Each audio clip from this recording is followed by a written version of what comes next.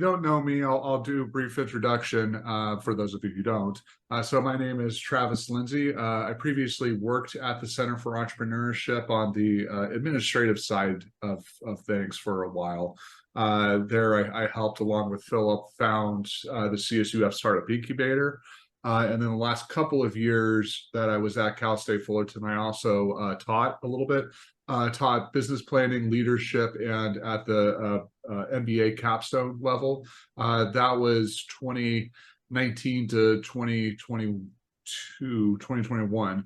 And then, during that time, I also helped co-found a couple of investment funds. And so now I've met both Philip and Victor through my time over at Cal State Fullerton, also as a student. Actually, that's where I met both of you guys, I believe. And today we're fortunate enough to have Victor on to talk about some things, right, Victor? Yeah, quite a few things to touch on. Entrepreneurship, social enterprise, mindset, anything I can share. Absolutely. So some minor things. So Victor, why don't you get us started by giving a brief introduction of yourself? Yeah, my name is Victor Macias. When I think back to my first memory or my first spark of entrepreneurship, I remember must have been 5 years old. I saw that my mom was waking up at 4 a.m. and I wondered, why does my mom have to go to work so early? Why does she always look tired? Why are her joints hurting? I said, one day I'm gonna make so much money that she's never gonna have to work again.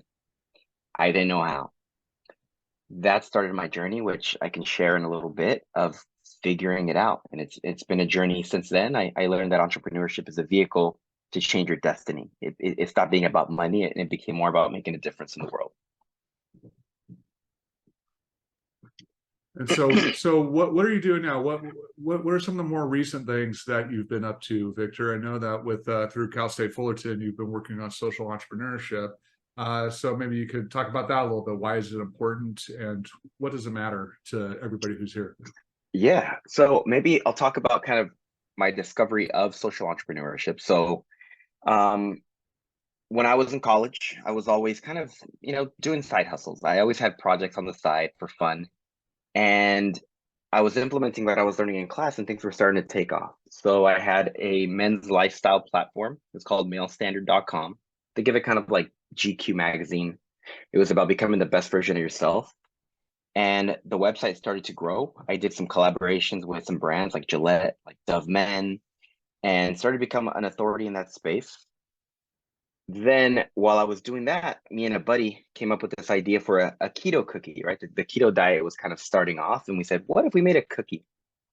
I implemented a lot of the digital marketing things I was learning on the side, and the cookie company started to grow. We raised over 6 figures on crowdfunding. We grew to over 7 figures with like $3 grand each in investment. And we even landed a deal on Shark Tank. It was during this that I started seeing that we were doing more than just selling cookies.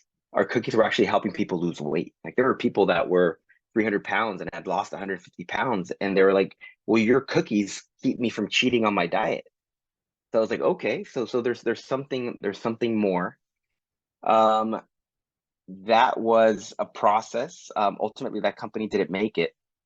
But during this like time of finding myself, I went to Oaxaca, Mexico.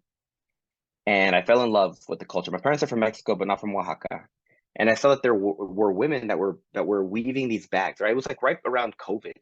So they were weaving these bags and it would take them 30, 40 days to make a batch of 100. And they were using these 1,000-year-old practices and tourism was hurting, right? So I was like, what if I work directly with these women and I help them sell their product online, right? Because the people aren't showing up to Oaxaca. And I work with them. I bought a set of bags and they sold out. Another set of bags, they sold out. Like, wow. Like one is I started to gain my confidence back in entrepreneurship, but more than that, it showed me that what I do in business can directly impact somebody's life and make it better. So again, it became not just about profitability, which we'll talk about later, the triple bottom line. It became about growth. And that's how I stepped into social entrepreneurship.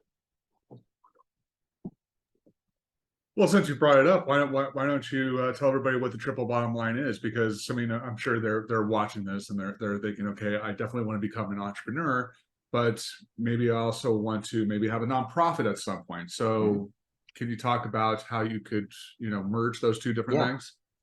So one of the biggest difference between traditional entrepreneurship and that's called social enterprise, social entrepreneurship is what they call the triple bottom line. So yes, you do want to be profitable, but it's also people and planet. So in addition to just making profit your main metric, you may also have metrics such as to eliminate, like to help the environment, right? Or to improve wages or to help society as a whole. So you're not just driven by that one metric, you're driven by creating impact in other ways. So a lot of things fall under the triple bottom line. And it's a bottom line is when you think about business, usually the bottom line is considered your profit. That's why it's not just profit, it's people and planet as well.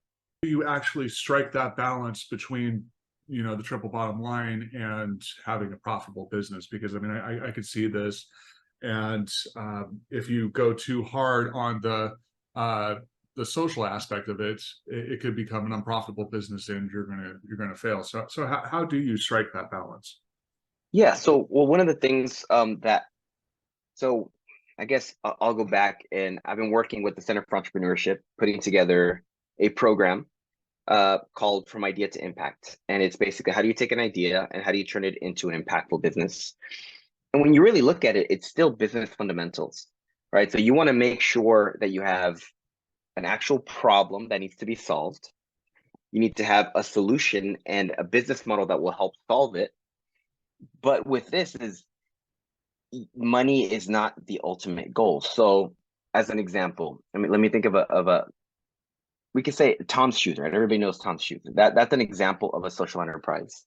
For every shoe that they sell, they give one away. So they have other measurables. Some businesses will measure um, like amount of product recycled or carbon footprint reduced.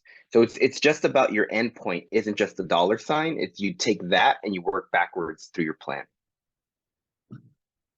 So would it be fair to say that to be a social enterprise, you're supposed to integrate something beyond just profitability? So it's some other value that has a positive impact on the world, right?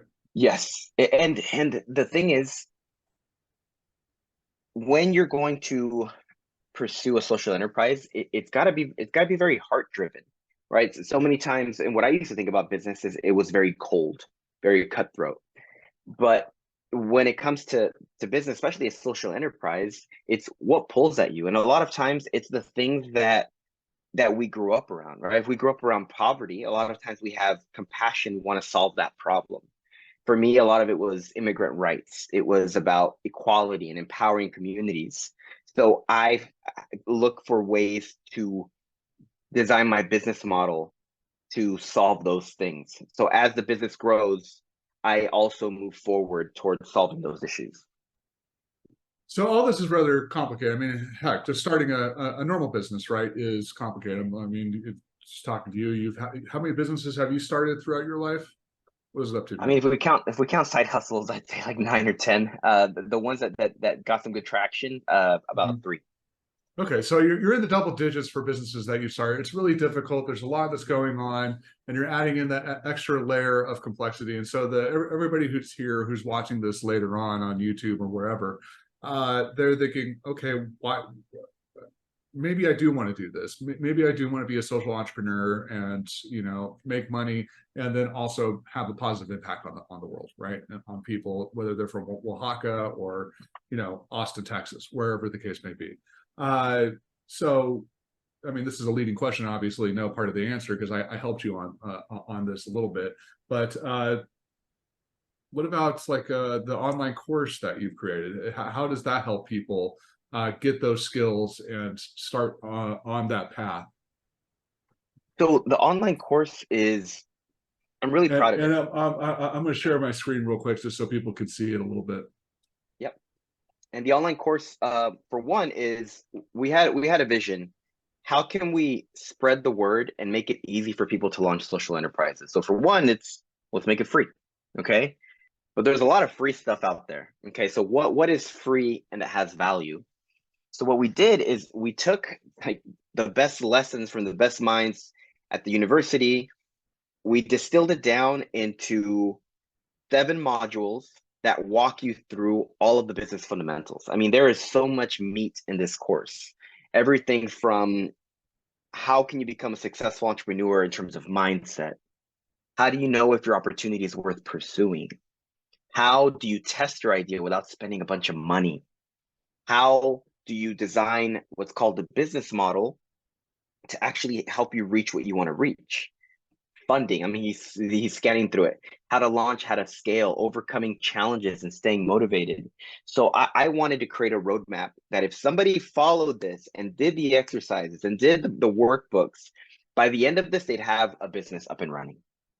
So the reason why is, again, it's that heart question, right? It's like, why do this? Why give it for free? Why not charge? Well, we want to make a better world. And I feel like entrepreneurs are some of the most influential people that can make that happen because we build things, we create things. So if I can equip them to do that better or to do it in a way that aligns with what they love, I believe that the world will be a better place.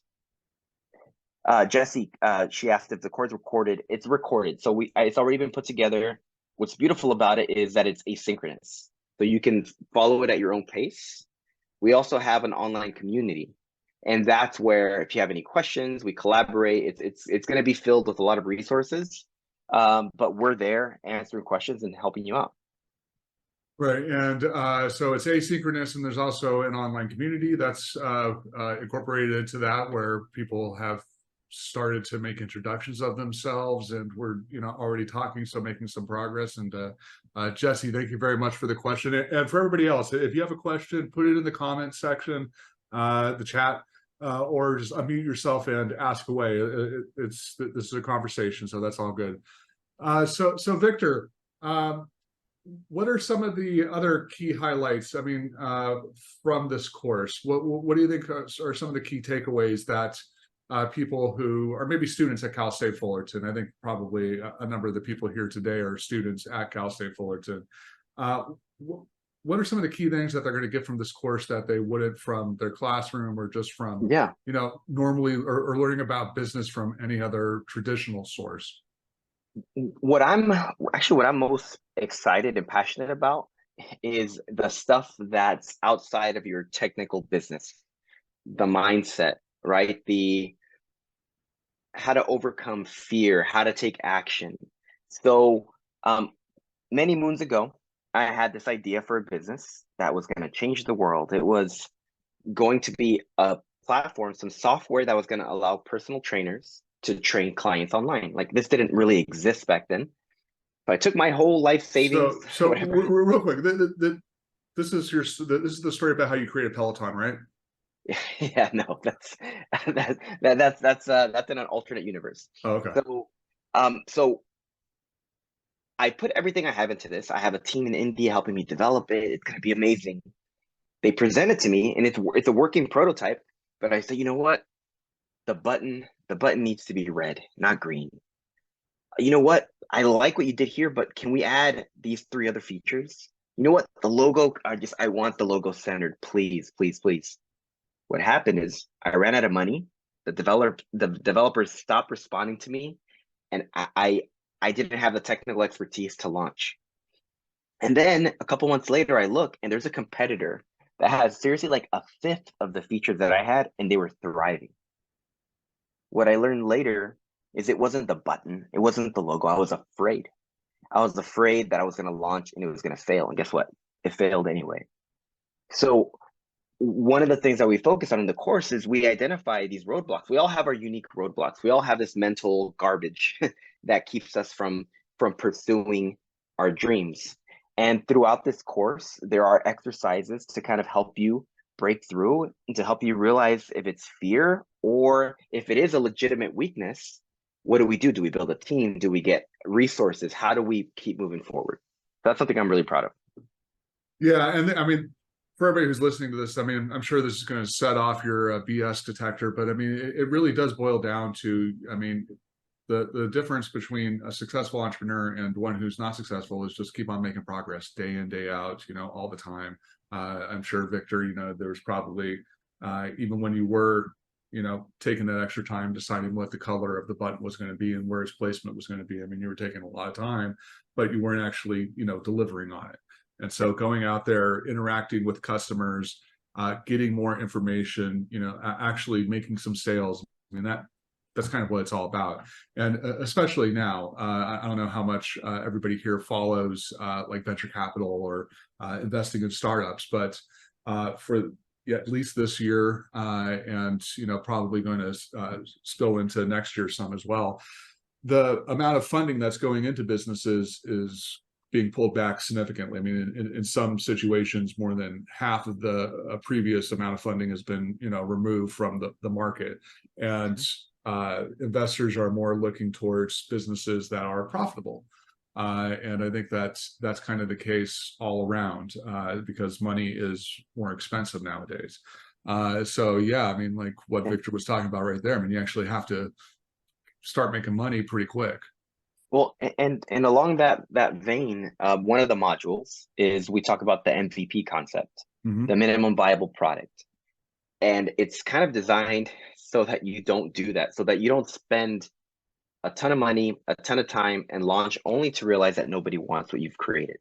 Right. So there are actual principles, there are tools that will show you how to take your idea and test it. One of my favorite examples of this is Zappos.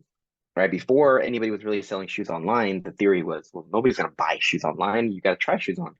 What he did is he went to local sneaker shops and he told the owners, he said, look, can I come in and take a picture of all your shoes? I'll put them on my website. If I sell, I'll come back and I'll buy them full price and I'll ship. They said yes. His business idea was proven. People ordered and they ordered and they ordered. It cost him nothing except for him to make that deal, and that short amount of time he was able to test that that there is actually a demand for this. Then he was able to build out the product. It's these same principles that I've used to test my own like business ideas. When we had that cookie idea, I liked the cookie. I had no baking experience, but me and Chris, my business partner, made these cookies that we both liked. His mom liked them, but we're like, do we really have a business? So the MVP concept, I created a very simple one-page website with a button to PayPal. I said, introducing the world's first keto cookie. I spent $20 on an ad to Reddit. We said, if we sell 10, we got something. Overnight, I think we sold like 30 something orders. That showed that that people were actually willing to put their wallet out and spend money, which was a way of confirming our MVP. And that's something that we teach that process.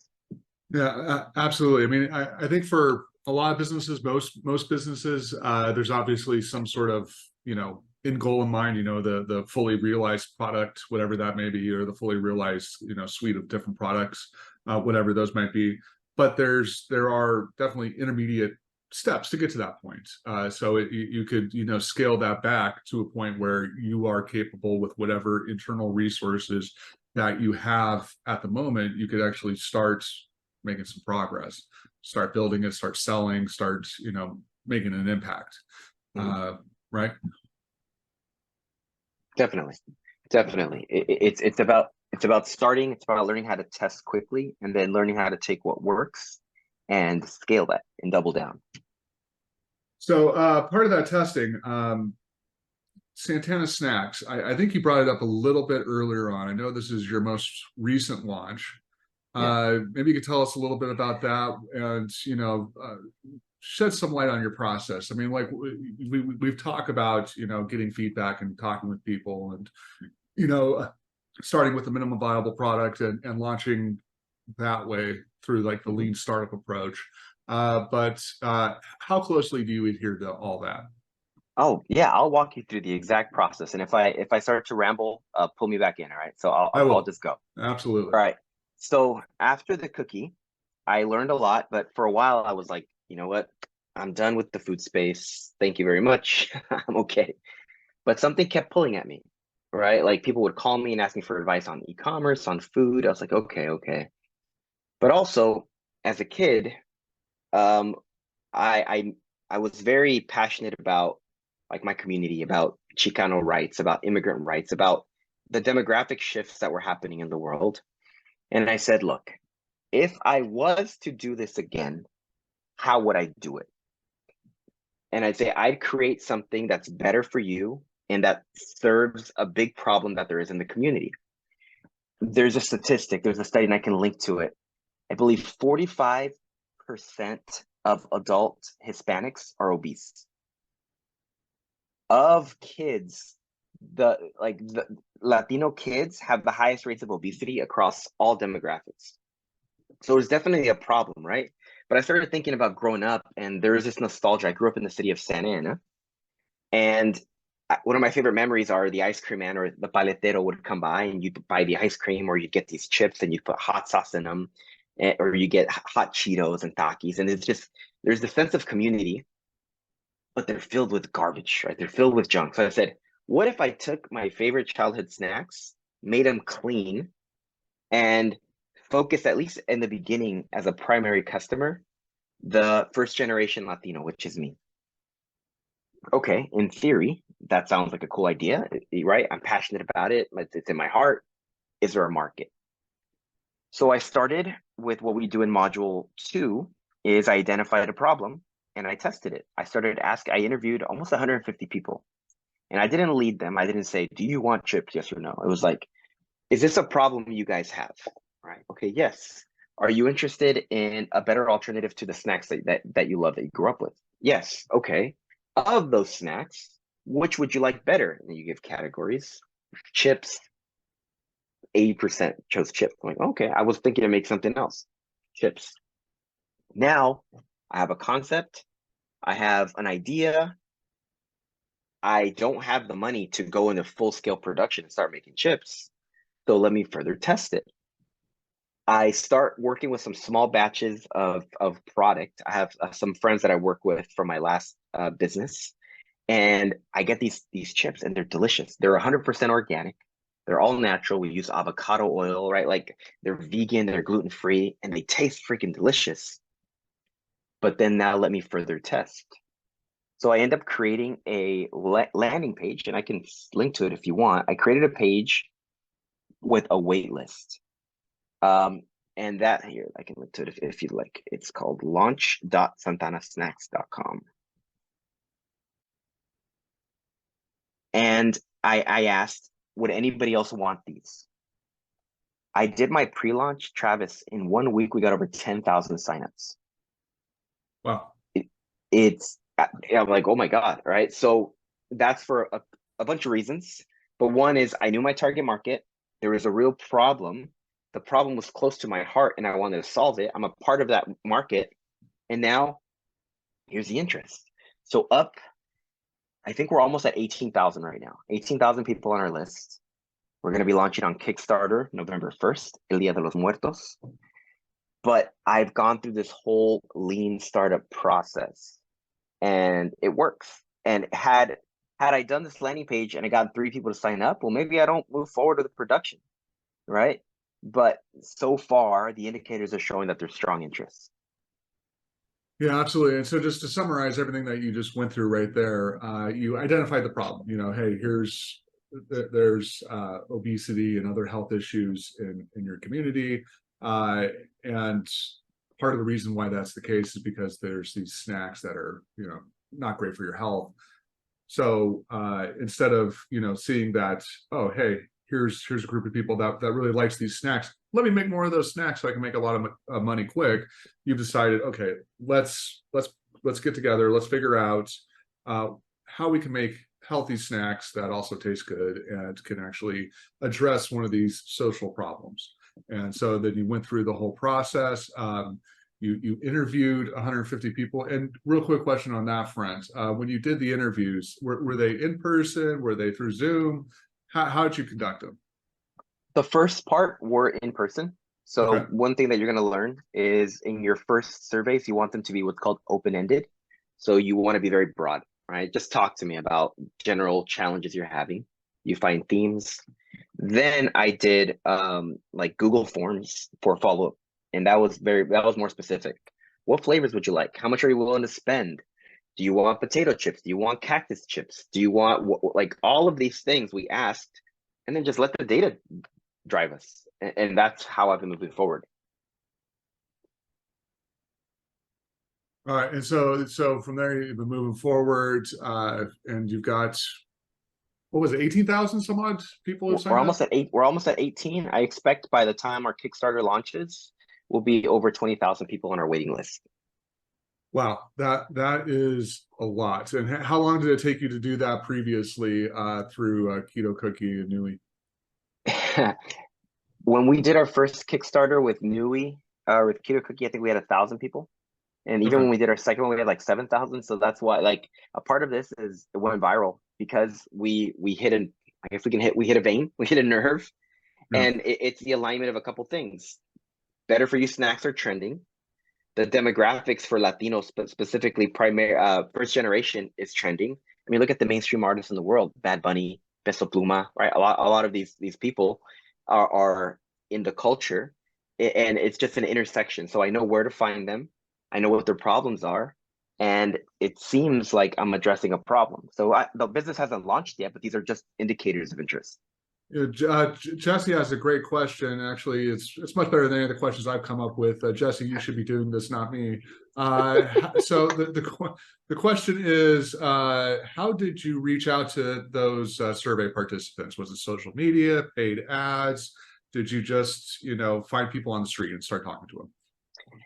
Well, it was easier in my instance because I know that my target market are Latinos, right? In Okay. general, I have a big family.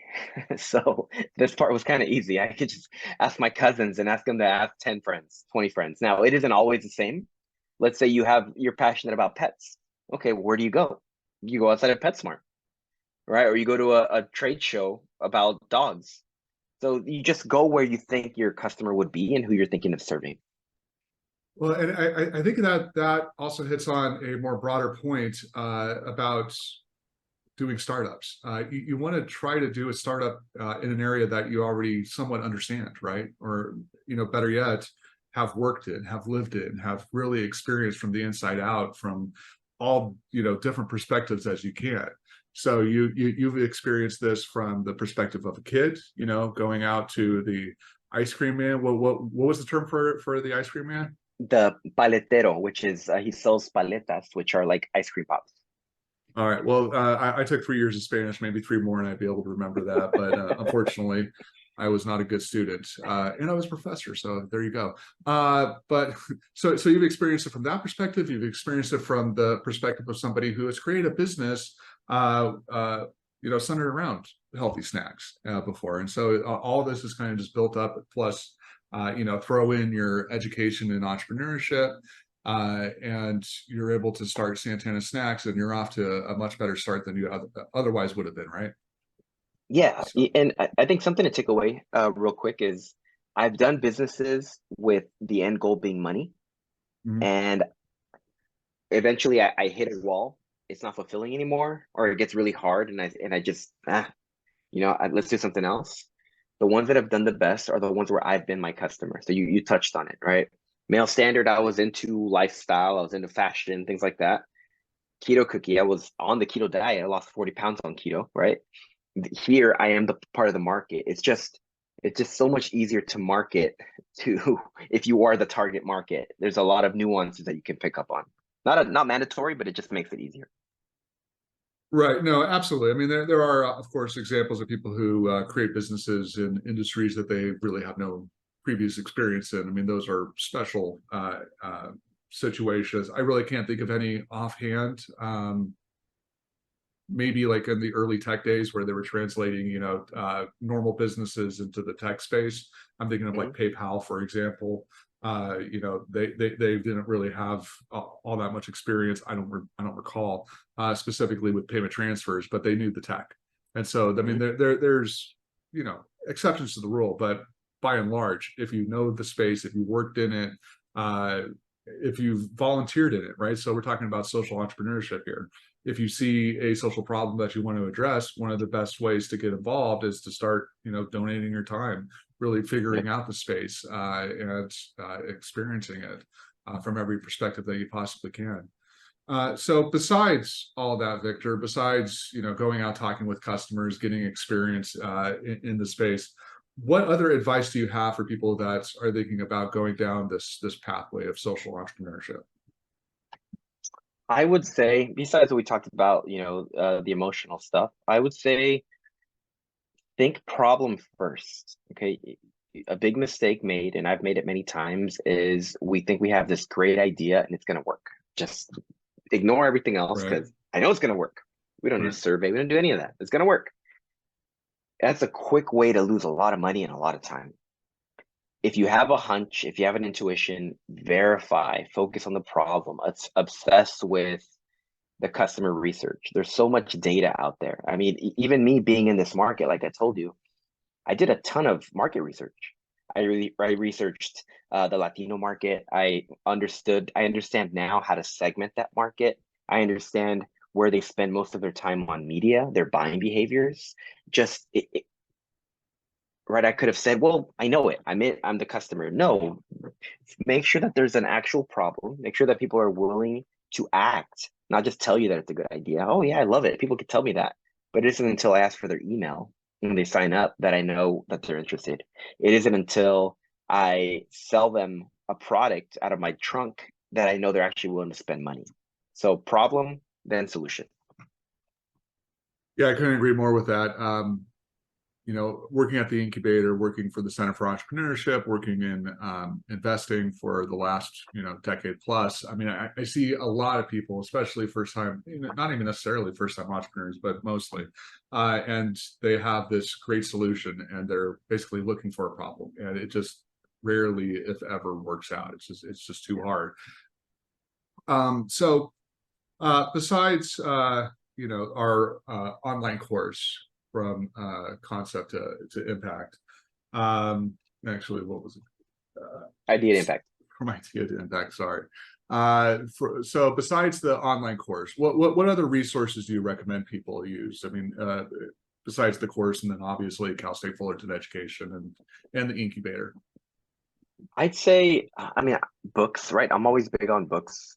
The Lean Startup, I think it's Eric Ries, is a great book for taking your idea and going to launch. A really old school book, The Art of the Start by Guy Kawasaki, is really good. One of my favorite books of all time is A 4-Hour Work Week. It's not actually about working 4 hours. It's more about optimizing your time, designing your life the way you want. And also there's a big chapter in there on how to test your idea, right? If you follow these principles and you have, let's say you have 10 ideas, right? Because a lot of times entrepreneurs aren't short on ideas. You have 10 ideas and you commit to testing each one at a time and seeing what performs the best, you'll have a winner, right? It's just about going through the process. And so, yeah, I mean, podcasts, actually, I'm going to shout you out. You have a podcast where you interview a lot of successful entrepreneurs.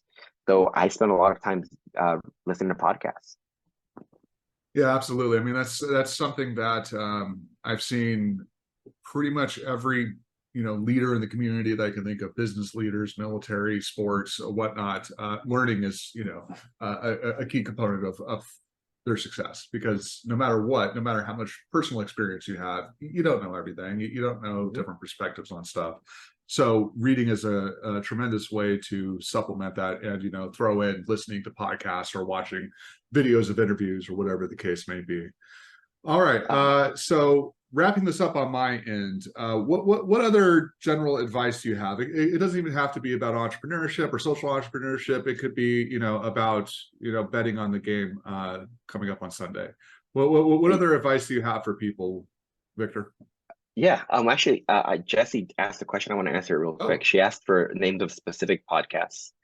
I like Masters of Scale by Reid Hoffman. That is the founder of LinkedIn. It's a really good podcast. The Tim Ferriss Show.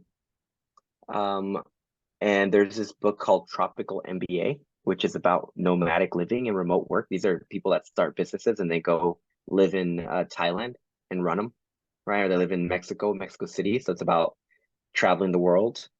So I'd say those are some podcasts that I listen to. Now, if we're talking about general advice, I just turned 39, starting to get some gray hairs. I have two little kids, and I think back to advice that I would give my 18-year-old self.